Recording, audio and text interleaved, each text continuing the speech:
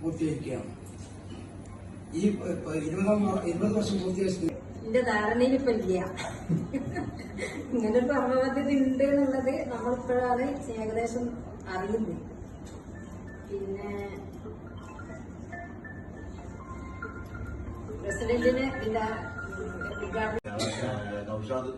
പ്രിയപ്പെട്ടവരെ, സത്യം പറഞ്ഞാൽ എനിക്ക് തോന്നുന്നത് ഈ ബാങ്കിന്റെ 100 വർഷത്തെ ചരിത്രത്തില് ആദ്യമായിട്ട് ഒരു ബ്രാഞ്ചിൽ ഇങ്ങനത്തെ ഒരു സെലിബ്രേഷൻ നടത്തുന്ന തോന്നുന്നത്.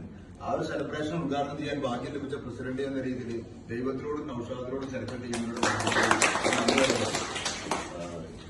ഇതൊരു വലിയൊരു മാറ്റമാകട്ടെ എന്നാണ് ഞാൻ ആഗ്രഹിക്കുന്നത്. കാരണം ഞാനിപ്പോൾ വന്നപ്പോൾ ചോദിച്ചു ഈ ഒരു ബ്രാഞ്ച് എത്ര വർഷമായി? ഏതാണ്ട് 23 വർഷം കഴിഞ്ഞു. 27ാണ് നമ്മുടെ 20ാം വയസ്സ്.